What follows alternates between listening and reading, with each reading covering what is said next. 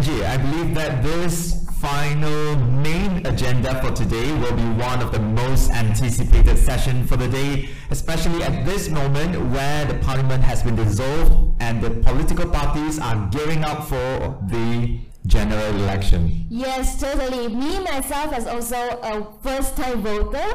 So yeah, I'm really looking forward to the upcoming session. Please ask more questions and we're going to spark some very interesting or maybe even heated discussion. Alright, so let the excitement and anticipation carry on. Ladies and gentlemen, here we are for the final main agenda for the day. The political agenda, remodeling the political and democratic landscape in Malaysia. Let us welcome our speakers. Young Bahomet Liu Chin Tong, leader of the opposition Johor State Assembly. Tan Sri Nazir Raza, chairman and founding partner, E-Class Capital. Ms. Sean Queener, party spokesperson for Malaysia Chinese Association. And Mr. Ibrahim Sufian, co-founder and director of programs for Merdeka Center of Opinion Research. And our moderator for the session, Ms. Arina Najwa Amasai, senior analyst of Bauer Group Asia. She was also the former Perdana Fellow to Minister of Communication and Multimedia.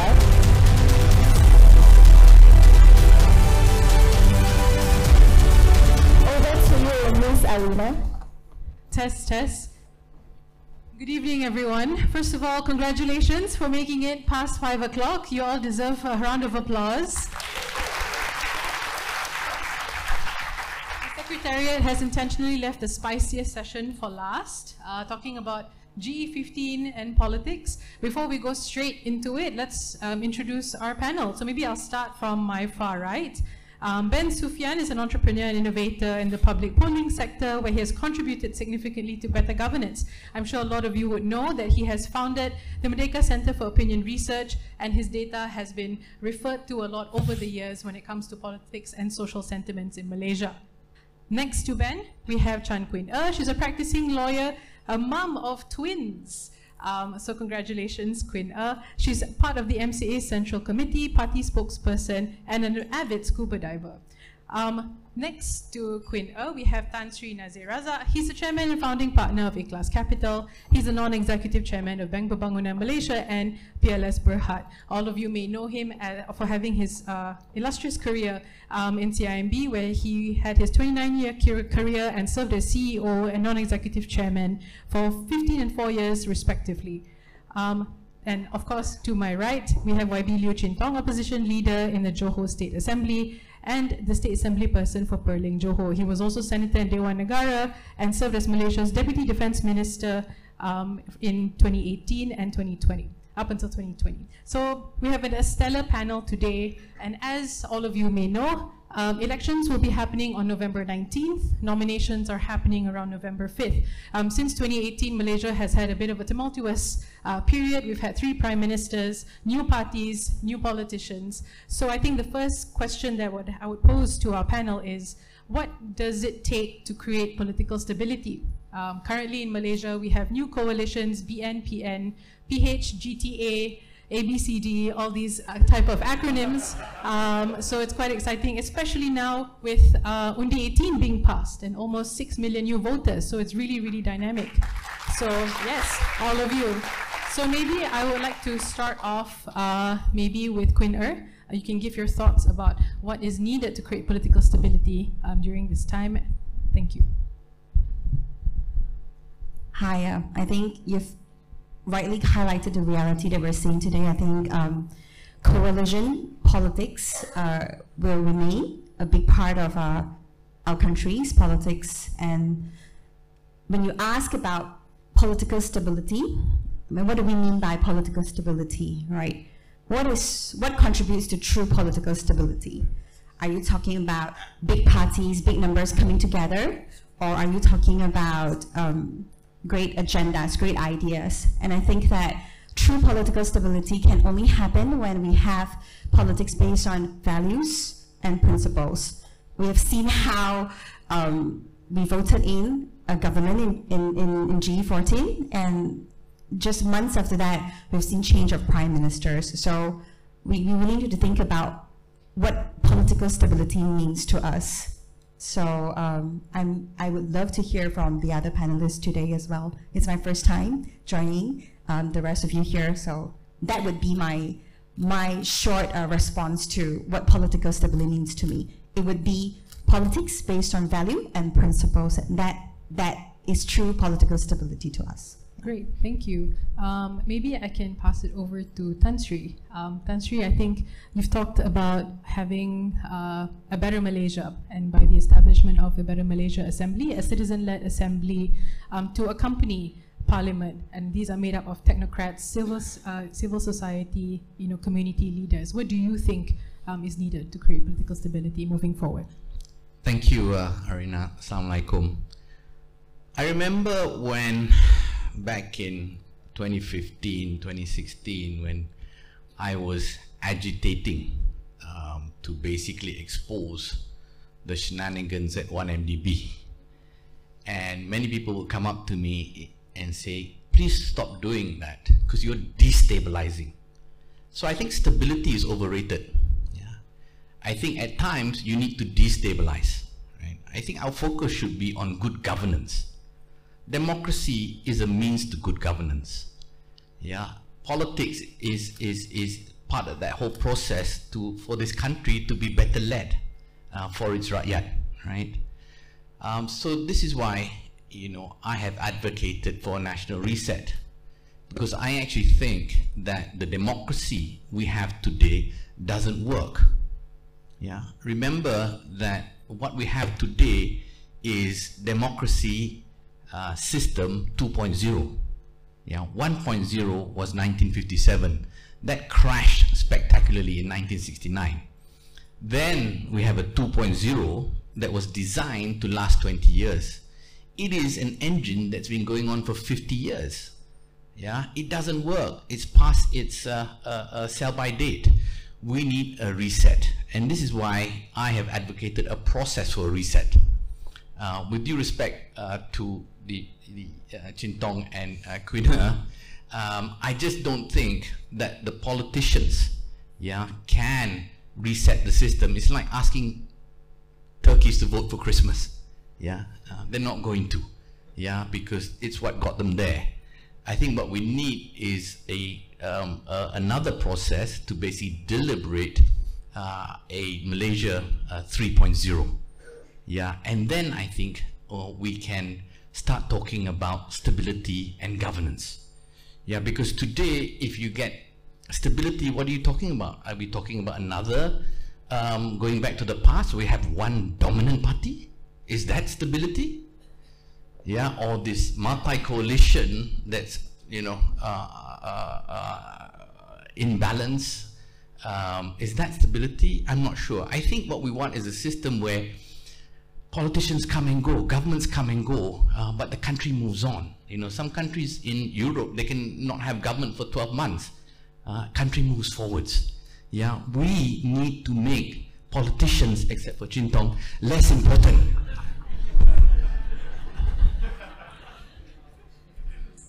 Tess, I guess that's cue for YB Chin Tong. So, as a, as active member of DAP and a prominent member of DAP, what do you think politicians can do to, catalyze this reform? Thank you, Arina. Thanks to Nazir for the great introduction. First of all, I think we will not have a government on 20th of November. On 19th of November, as it is, there is not going to be a party that will, or a coalition that will win a majority on that night. I think that is the likeliest result on 19th of November, which perhaps Ben can elaborate on it later. Secondly, in 2018, we did not just have a change of government. We did not just have a change of government. We defeated a one-party state, and it was the first transition of power from a one-party state to a potentially multi-coalition or multi-party system. The old rules no longer apply. Yet, in a new era, there is no traffic rules. Okay, so therefore, there were crashes, there were accidents, Sheraton being one of them. What should have happened was that during that period of time, there should be establishment or enactment of new traffic rules for others to navigate in a new era. We had that slim opportunity when we had an MOU with Ismail Sabri. The idea was to put in place some ground rules so that whoever wins in the coming election, there will be new ground rules. I remember meeting an Indonesian mayor in Kuala Lumpur in January 2012. Indonesia had no elected mayors until 2005. And the rules were put in by B.J. Habibie between 1998 and around 2000. He was not re-elected, but he put in the rules. And eventually, today, we are talking about Indonesia being relatively stable under Jokowi because there were rules set by B.J. Habibie. So at one point, I was hoping Ismail Sabri will be our B.J. Habibie. Unfortunately, he did not make it. The mayor I met in January 2012 became the governor of Jakarta, and that mayor of Solo became governor of Jakarta in September 2012 and became the president of Indonesia in 2014. All thanks to the rules made in 1998, 1999 and early 2000 by B.J. Habibie. So what do we need? I think we do not need a stable government by returning to the past, as what Nazir suggested. UMNO wants to promote the idea that you can return to the past, and the golden era of this nation was Najib's era. That is what we do not want to go back to. But to move forward, I think we need to have paradigm shift. Number one, we need to move away from one man rule, one party rule, and we need to move away from this idea that Prime Minister has all the power. Okay, before 2018, the Prime Minister and his wife has all the powers within the system. But we should remember that our system is actually not a parliamentary system, not a prime ministerial system. Our system should have been a cabinet structure. So power should be returned to cabinet and therefore reducing the power of the Prime Minister. Secondly, power should be returned to Parliament so that in Parliament all MPs get equal allocations, all MPs get access to information, access to power, access to a committee system so that they can shape policy through parliamentary committees. And finally, power should be returned or shared with the states. Part of the problem is that federal government controls everything. And there are unhappiness in Sabah, there are unhappiness in Sarawak, there are unhappiness among the state government. And we need a new deal.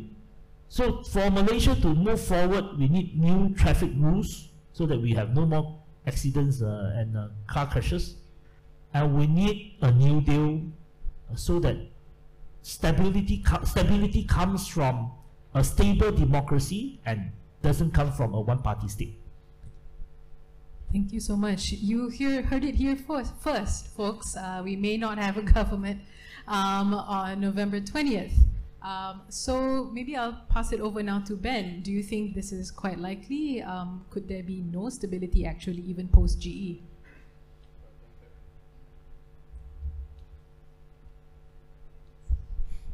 Okay, thanks, Arina.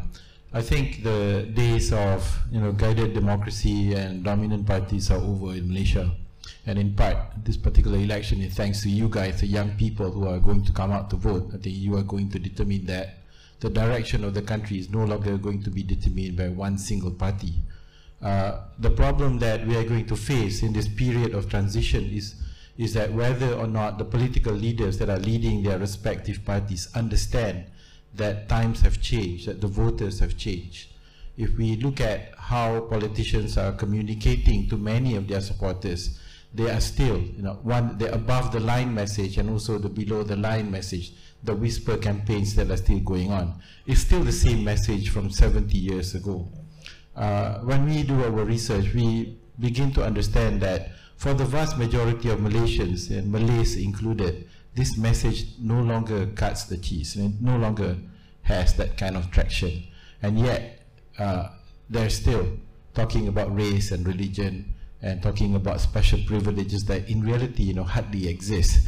So, are we going to get a government right away on the evening of November 19th? Probably not. And the reason is because the Malay vote bank, which comes to about maybe 65% of the electorate of this country, that is so fragmented right now. And that vote bank, 28%, 30% made up of people who are voting for the first time. And for these people, you guys basically, and your peers and relatives and sisters and brothers, they are not following political parties as their forefathers, as the elder brothers and parents and grandparents. So a lot of people are looking at performance, a lot of people are looking at issues handling, and a lot of people are looking at leadership qualities. And so we are going to have, I think, a very challenging election. So going on November 19th, the numbers are very volatile. We think that, before Parliament was dissolved, we think that Barisan Nasional had a pretty strong advantage, at least with the Malay crowd. But we find that as day by day passes, the advantage is diminishing. And so it really is up in the air. So many seats are competitive now. Out of the 165 parliamentary seats being contested in West Malaysia, we think that at least 60 to 70 seats are competitive. And so what I mean by competitive is that if 2 to 3% of the votes, so anywhere between 3 to 5,000 people change their minds, that seat is going to change hands, either from Barisan Nasional to Perikatan Nasional or from Barisan Nasional to Pakatan Harapan. So it depends. This is going to be a highly interesting election. And I think the last point I wanted to say is that when we spoke to people, there's still quite a fairly large number of people who feel that their vote is not going to make a difference, but really it is not. It is, I think, the one single election where voting really counts because it's so close. Right, thank you so much for that, Ben. I think you touched upon youth and the youth vote. So after Undi 18, we see about not just Undi 18 actually, even automatic voter registration, there's about an estimate of over 6 million new voters. So based on all the panel's observation, maybe Tan Sri, we can start with you first. How do you think the perception of youth involvement in politics or even just getting interested in politics has changed? Do you also have any thoughts on how we can include more youth in decision-making roles? Yeah, thanks, Arina. I remember what Tony Blair said when he came to power. He said, we need to make Britain young again, and that's exactly what we need to do for Malaysia. Yeah, we need Malaysia to be young again because we were a very young country. If you look at the 60s, we were led by very young people. My late father was, in his 30s. The Chief of Navy, Tanah Balasingham, was in his late 20s. The IGP was in his early 30s. I mean, many of you here, can you imagine yourself in those posts? You probably can't because they blocked you, right? They blocked you. So we need to find a way of empowering the young people again. I have, on separate occasions, talked about the need to be creative. We have these initiatives to increase women participation in the workforce, which is great. But why can't we have initiatives specifically to increase youth participation, or opportunities for youth? I think you need to intervene, because if you don't intervene, the seniors will block you, right? For instance, I've said that every board member of every board of a listed company should have someone from the youth, because guess what? It's good for them. They get training. It's also good for the board members because they hear from the young people at the highest level, because the generational gap today is wider than it's ever been. Yeah. So I don't think I think the fact that you guys are in part of the electorate is important, and it will have some effect. But I think that the government should actually intervene and be proactive in giving opportunities for the youth. Thank you, Tan Sri. Maybe Queen we can hear your thoughts on youth participation in politics currently. Yeah, maybe before I answer that question, I actually want to add to the first part. I love hearing the speeches of DAP. You promised this to be a very spicy session, so I just want to add some spice to that. Well, great. Okay, that all right. So, well, I think as a younger Malaysian, observing the political scene. I love the trailers, played up by the Pakatan coalition, because they promise you an action-packed adventure, but the moment it begins, it just slowly, unfolds to be like a B-graded movie, and then all the promises, all the dreams and the goals that are promised that are gonna materialize just don't happen, and then they collapse, and then you ended up wanting to rewatch the trailer because the trailer is so much better than the actual movie.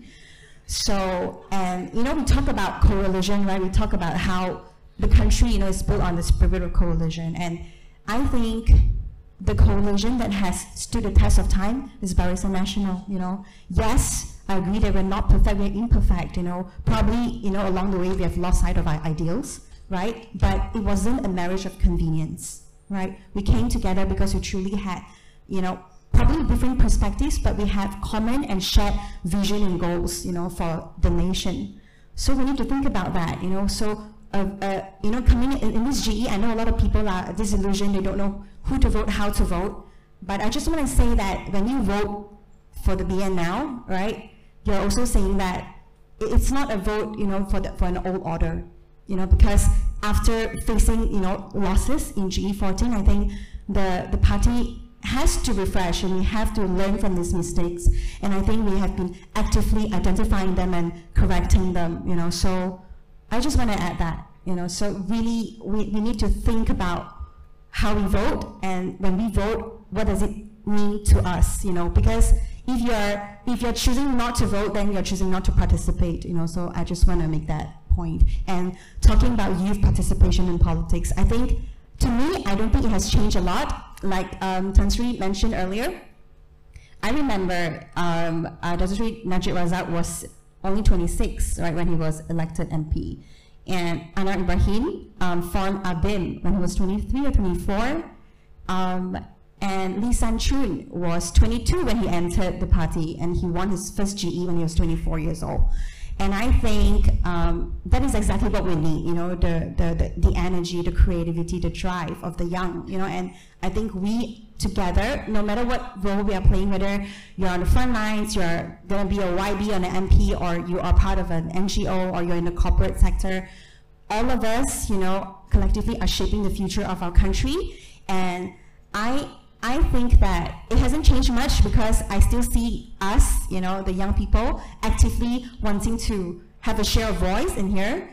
And I think we should keep that going. And I already see how the youth's voices, changing and making the politicians rethink how they do politics. And I think we are a force to be reckoned with, don't you think so? So, do you think so, that the youth is a force to be reckoned with in the upcoming GE? Because I surely think that we need to keep, upping our ante, and that is what this GE15 means to us. And I think it has to be a combination of the experience and the less experience, right, coming together. When we talk about youth and women and all that, right, I just want to say here, this youth quota and Wanita quota, I personally think that in the ideal Malaysia that I want to be in, I don't want these quotas, because I do not think that youth should be tasked with the duty of championing for the youth, and I do not think that the responsibility of championing the women's agenda should fall only on the women's shoulders. And I think if the young can equally understand and appreciate and fight for the elderly's welfare, and a man can equally speak up, for a woman or women. So I think we need to just rethink, like have an overhaul and just, that's my reset, Tan Sri. That's how I would like to reset our thinking. Thank you. For sure. Thank you so much, Quinn. Maybe I'll pass it over to YB Chin Tong for your response. You Arina. So you are expecting a response, right? Is the movie better than the trailer coming out? Budget. We would have. We would have imagined that any one-party state, when they collapse or when they lost in the election, there will be renewal, there will be some remorse, and eventually there will be a regeneration. A new set of leaders will take over and run the party. So on 30th of June 2018, there was UMNO party election. KJ contested against Zahid. And on that day, the fate of UMNO and its associated parties, including MCA, was set. It was Zahid, the face of UMNO, and not KJ, the face of UMNO. Right? Today, this election is an election just like the last election. Last election, Malaysians rejected UMNO because of Najib. And this election, Malaysians are likely to reject UMNO because of Zahid.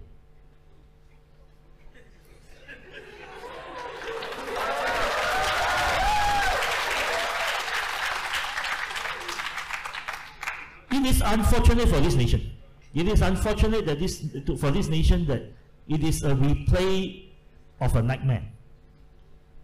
Okay, we are not moving the nation forward, which is why I have been saying that even for Pakatan Harapan, I've been urging my colleague, this should not just be a negative campaign. This election should be about the future. We know what is in the past.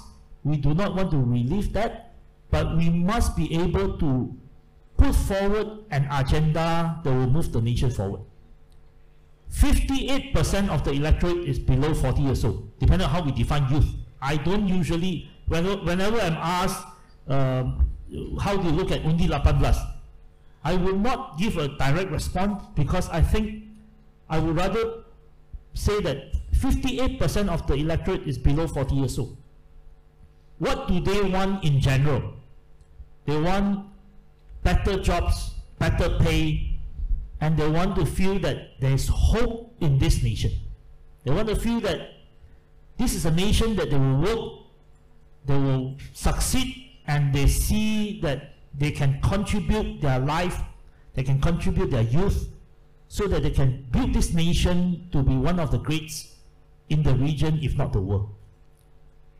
What should be the agenda? We should be talking about jobs, we should be talking about pay, we should be talking about technological upgrade so that we reduce reliance on unskilled foreign labor and we pay each Malaysian better, not because we just pay them better for the sake of winning their vote, but for reducing the reliance on labor and transforming our economy so that we are more technological driven. We use machine, we use robotic, we use digital in order to increase productivity. And we need to talk about our urban centers. How do we transform our urban centers so that we have better public transport? Can we pay people to take bus instead of paying, subsidizing petrol? I'm not talking about doing this overnight, but over a period of time, let's say in 5-10 years time, let's say 50% of the population are using public transport and using it comfortably, on time, comfortable. And by then we will be able to say that, okay, maybe in 5-10 years time, we don't subsidize petrol, we subsidize public transport. How do we tell the people that instead of sprawling and building houses 50 kilometers away from KL and assuming that everyone will drive a car to work in KL, can we build houses in KL and not everyone needs to own a house, but they can rent, they can have multiple choices, different range of housing. So I think we must bring politics back to daily life. And if we can bring politics back to daily life, things like healthcare, aged care, childcare, we will be able to talk about the agenda of the youth. Yeah. Because otherwise we will be repeating the same personality clashes. When we talk about politics, we say, what is politics? Or politics is personality clashes between Mahathir and Anwar. I was 12 years old when Anwar was Deputy Prime Minister. I'm 45 now. And you're still supporting him for Prime Minister.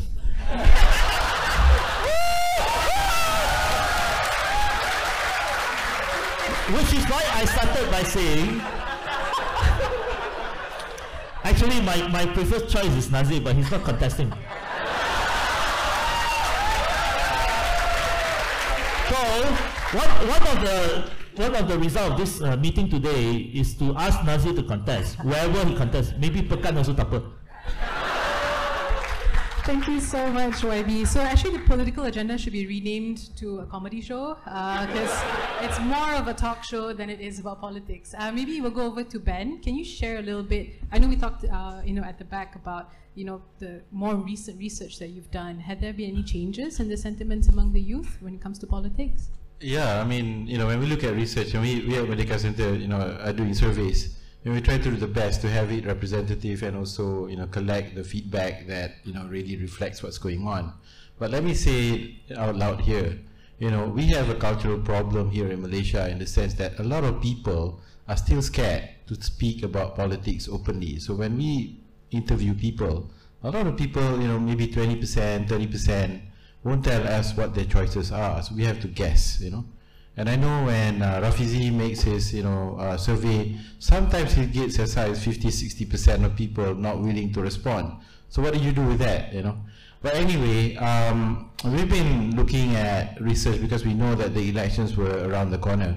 But what we've been noticing is that month on month, at least, the uncertainty is growing. And what I mean by that is larger numbers of people are turning away from Barisan Nasional openly, from 47% of Malay respondents in August who say that they would vote for BN.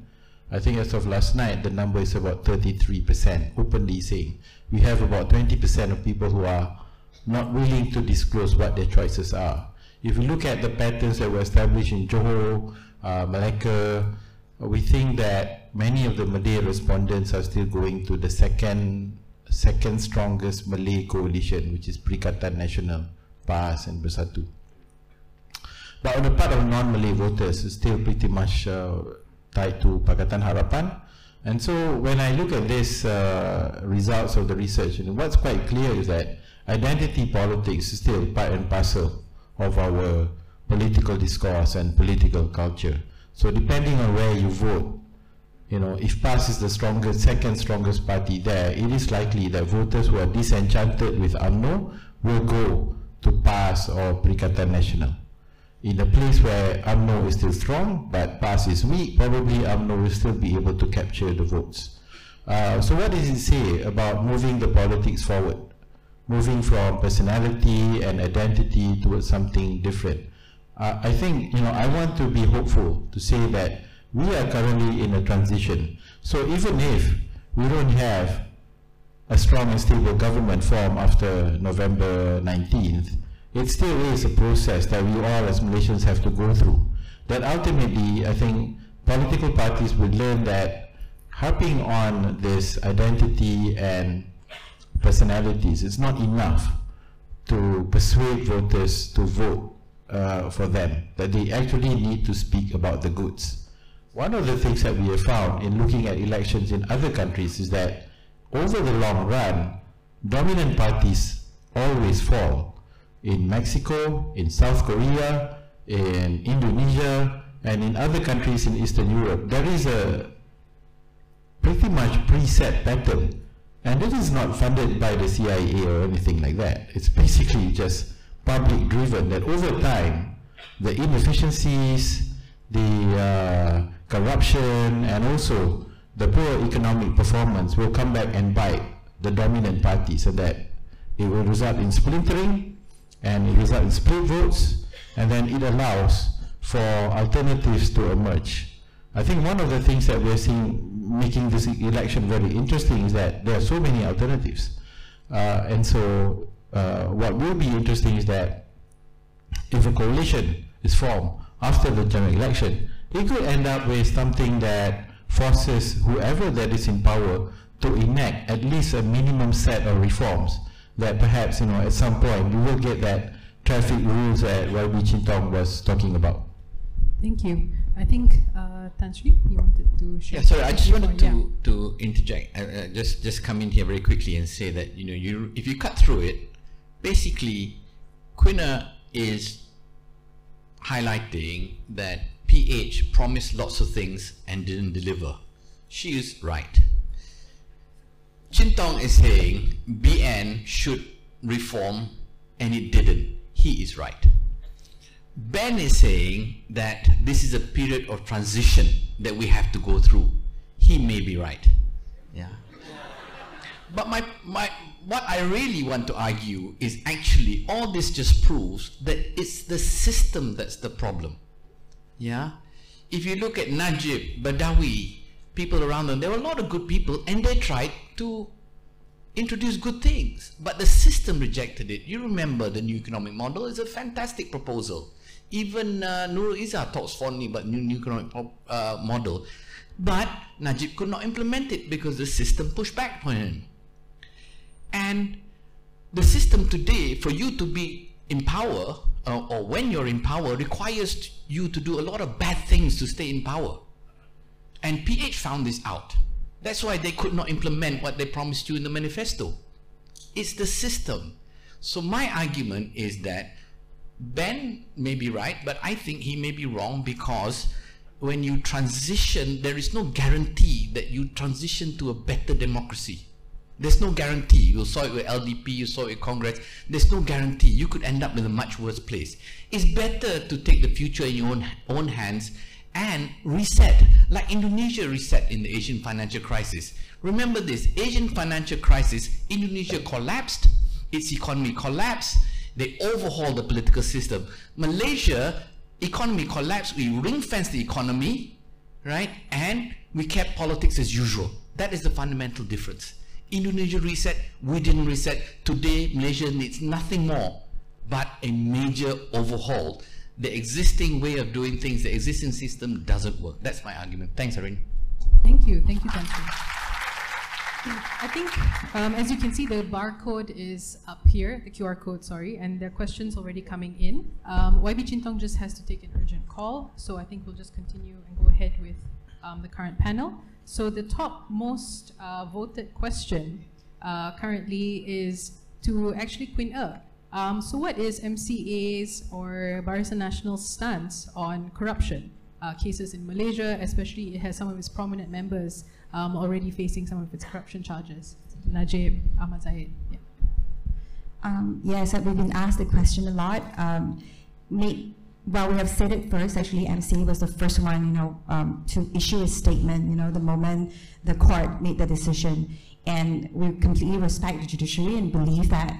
That's the way forward, to let the judiciary do their job, and so when it comes to corruption, right, and abuse of power and all that, all those evils, right, we have made our stance really clear, and I think I heard everybody, and I'm just thinking we need qualitative change, right, in our leaders, so that we see a good quantitative change in our outcome, and that would be my short response, because that is really the stance. We have respected the courts in the first day, from the first day. I cannot say for the entire coalition. I can only say from an MCA's perspective, that is, we completely respect the decision, and that if there are accusations and allegations and there's a basis to investigate anybody, we should let the authorities do their job.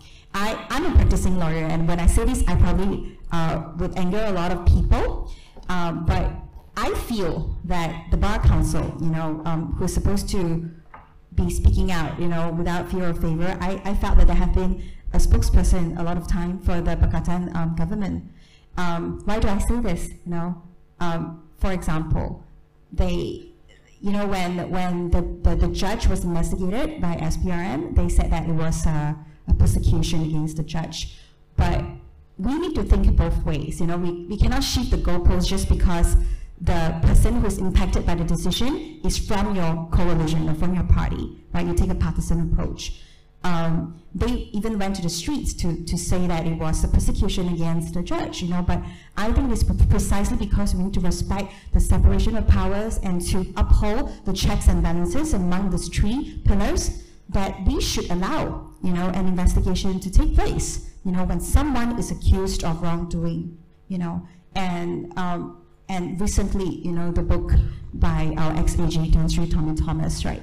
When the report was made public by the Special Task Force, we see people being silent and political parties not commenting on it, right? Some even want to distance themselves from the ex-AG, you know, when he spelled out in the book that there was abuse of power, there was interference with the appointment of top judges, right? And then you see Bar Council coming out, you know, to say that, oh, you know, this is a political interference in the conduct of this investigation.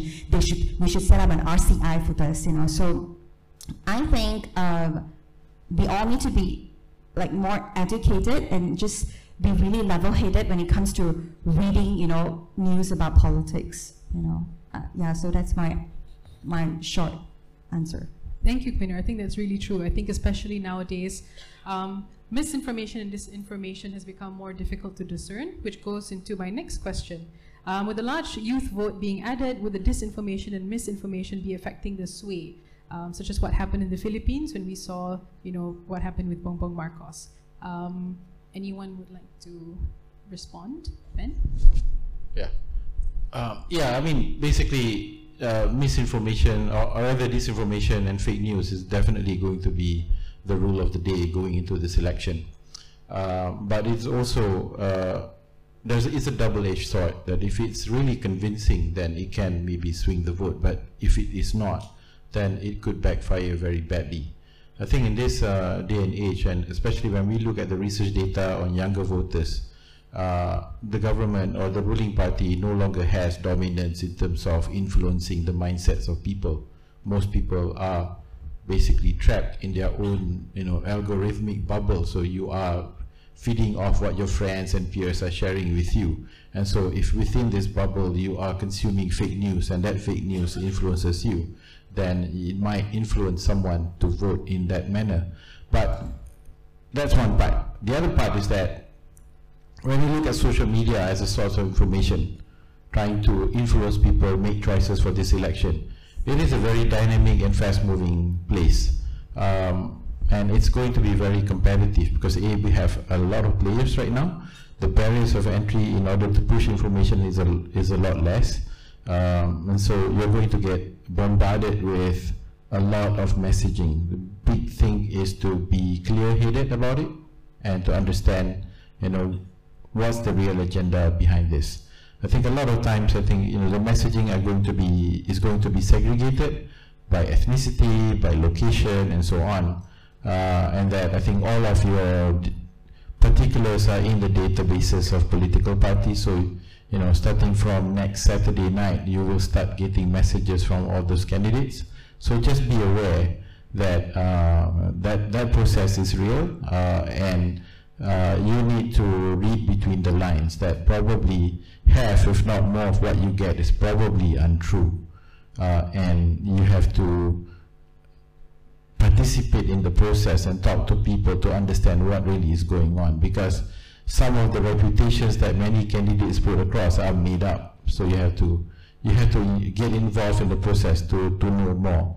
That's all I can say. This is going to be part and parcel of our election, and it's going to be with us for a long, long time. Thank you, Ben. Tan Sri, would you like to add anything to that point? No, that's fine. All right. I think we'll go on to the next question. A spicy session deserves a spicy question. So since you believe youth should hold more power and voices, should this session be done the other way around? Youth talking and ministers listening. I think anyone would like to have initial thoughts? I mean, I would actually pose it back to the audience. I mean, you could actually be taking that opportunity to get your voice heard. so that those that are in power can actually hear you. But yeah, anyone in the panel would like to know? It's fine. I agree. Yeah. Yeah. Okay. Actually, just so you know, I mean, even among ministries, they do engage the youth, so they have focus groups. But you're right, maybe that's something that YEF can take and put more youth panels. Yeah, so the next question. Within the current multi-party political landscape, how can PH, BN, or PN help the rural people, rural groups understand the globally competitive environment and also different ideologies? Maybe YP Chin Tong. It's talking about rural engagement. How can political parties do better engagement with the rural groups? First of all, how do we define rural? 40 years ago, 30% of Peninsula was urban, and today 80% of the population live in urban areas, depending on how you define it. But you go to DOS, 80% of the population live in urban areas in the peninsula. 40 years ago, when we talk about rural area, it means that they are very far away from urban centers.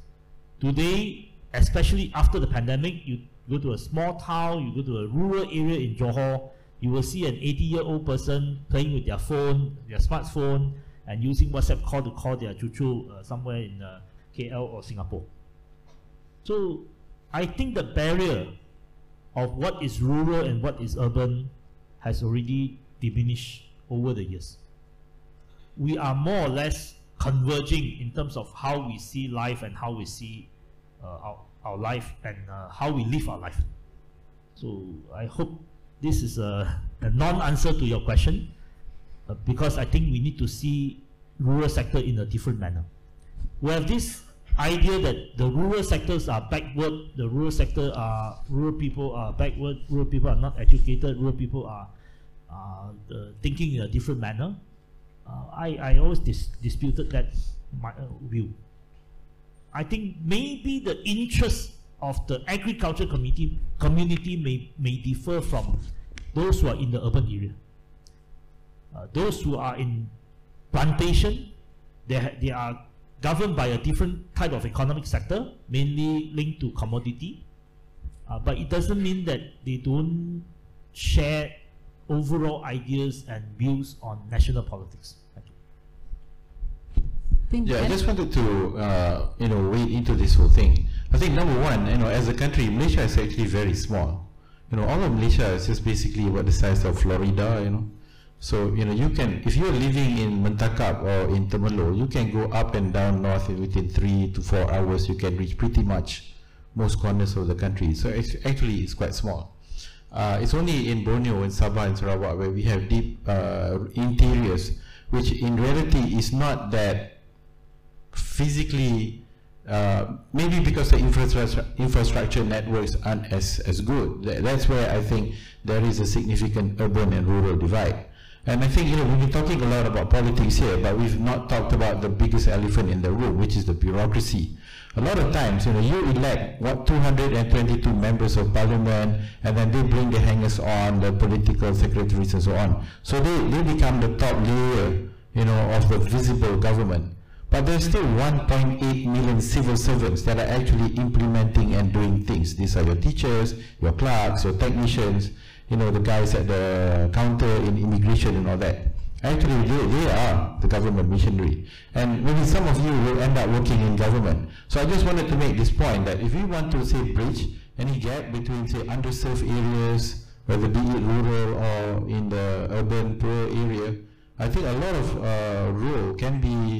things can be done if we enlighten and we empower civil service, the bureaucracy, and in part because if our civil service are exposed to new and progressive ideas, if they are given the opportunities to participate in international events and also international training programs, and are able to be doing things, beyond what is the regular, the usual, then I think we might see differences as well. And I just want to bring one tiny example. We've noticed, because we've worked with the Selangor state government over the last 15 years, and we've noticed that over time, there will be new entrants in the state civil service that are more progressive, that are more open towards ideas, and they are doing things on their own. And so a lot of times, some of the recommendations are coming from the bureaucracy as well. They are the ones that are telling we need free Wi-Fi.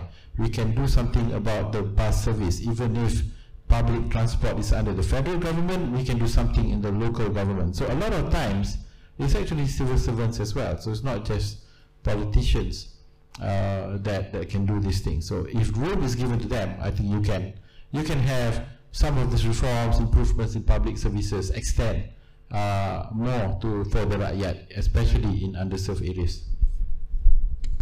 Briefly, with 2 points. Point number one is that I think we need to renegotiate federal and state relationship. Our federal system was established before income tax become a major source of the government.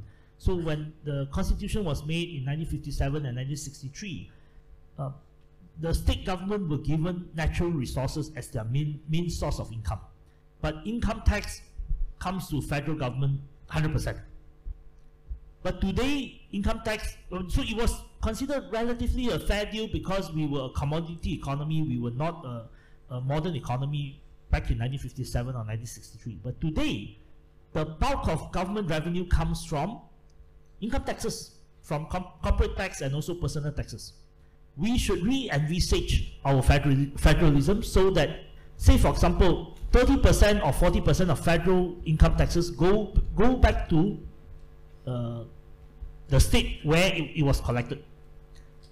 If we can envisage that, then Sabah, Sarawak, Johor, and many other states which has some capacity, they will be able to ensure that their roads are well surfaced. Today, everywhere in the country, especially in states where the state government are more competent, state roads and council roads are usually okay. It is the federal roads that are terrible. Why? Because JKR will tell you, I have no budget. But imagine that all roads in your states are all handled by state government. Imagine that all schools in your state are run by state government. Imagine that hospitals, except the specialist hospital, general hospitals are run by state government, paid for by income taxes collected from the state. We will have a different deal for whatever you call rural. The state government will have to ensure that this is reasonably well done. Back to the question of bureaucracy. In this country, there's a lot of debate about having a very large bureaucracy. I don't think that debate is relevant. The more important debate is really about whether we have expertise in the civil service. We practiced, or we emulated the Indian civil service, which is basically a generic service where officers are rotated from defense to agriculture to state government and back. So in Malaysia, the non-federated Malay states have their own civil service, but the federated Malay states actually takes civil servant from what they call the common civil service pool. So when I was in defense, I have officers who came from agriculture, I have officers who came from transport, and they are running highly sophisticated departments, for example, defense procurement, which needs skills and technical expertise. And some of them do not have that. It's not their fault, but it's a systemic problem. I think we need to rethink and move away from the Indian model to one that actually, what they call, put emphasis on expertise in our civil service. True. Thank you so much, YB. The next most popular question is BN or PH for her GE15. I think that's up to all of you. You all should go out and vote and determine that so that we do have a government on November 20th. And I think I'll save the last question, the best question for last. Will Tan Sri Nazir be contesting as an MP? We need corporate top guns, visionary corporate top guns as MPs. So Tan Sri, your official answer. No, I will not be. Disappointment. All right, thank you so much, everyone. Oh yeah, go ahead. I always tease him because he is always talking about the a special layer of expertise to remake the rules and reset the rules. I say the National Consultative Council is the parliament, so he must enter the parliament before he can talk about reform. Yes.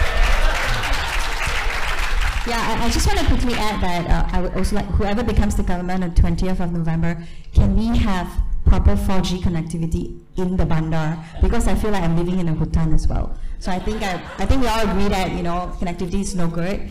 Allow me to just, I want to conclude. I make my conclusion. I just want to say that I really enjoy, you know, this discourse, and I need to sell my party a little bit. Okay, I feel that we are always, you know, we are perceived to be the Budak Suruhan and all that, you know. But I just want to say that I don't know what you think about the values of honesty, hard work, and fair play. But I think these values are really old. Honesty, hard work, fair play, integrity, all these are old values, but these are also true values. And I think this has been the quiet force in our progress as a nation, and I think our party represents that. Your party is MCA or BN? Barisan Nasional MCA, we are the party. The National Front, if you do not know what's the English translation of Barisan Nasional, the National Front. In the spirit of equality, I will also give airtime to promote. Actually, I try to be non-political, but yeah, to respond, right? So, if Najib represents honesty, I don't know what to say.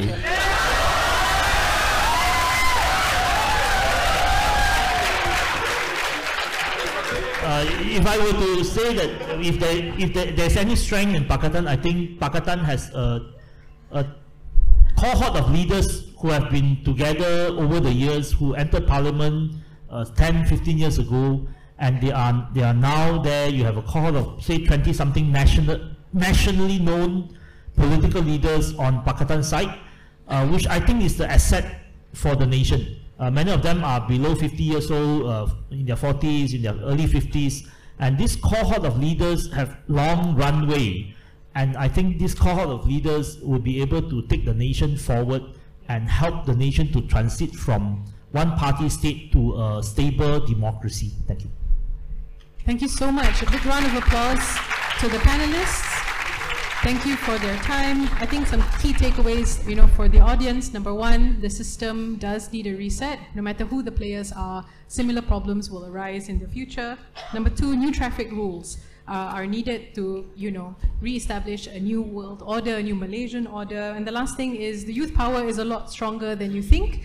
So go out and make your call on the 19th of November. Sorry, Freudian slip. Okay, so thank you so much. I'll pass it back to the organizers. All right, so thank you so much to our speakers and moderators, ladies and gentlemen. I believe that all of us enjoyed the session, but we need to address that the contents of the discourse just now does not represent YEF or So you make your own vote. The vote is yours. So yeah, be wise with your own vote. Alright, and so ladies and gentlemen, now we would like to invite Ms. Amira Dayana, Vice President of Perdana Fellows Alumni Association, to present tokens of appreciation to our speakers and moderator. Once again, thank you so much to our speakers. Tan Sri Nazir Razak,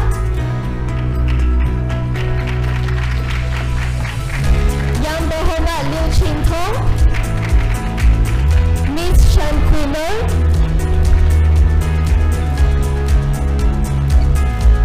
Mr. Ibrahim Sufian, and last but not least, our moderator, Ms. Arina Najwa Amasai. Thank you so much for joining us today. It's a spicy and exhilarating session, and I believe that this is a special moment in YEF 2022. So now let's take a group photo together. Once again, a round of applause for our honorable speakers and also moderator. Alright, thank you so much.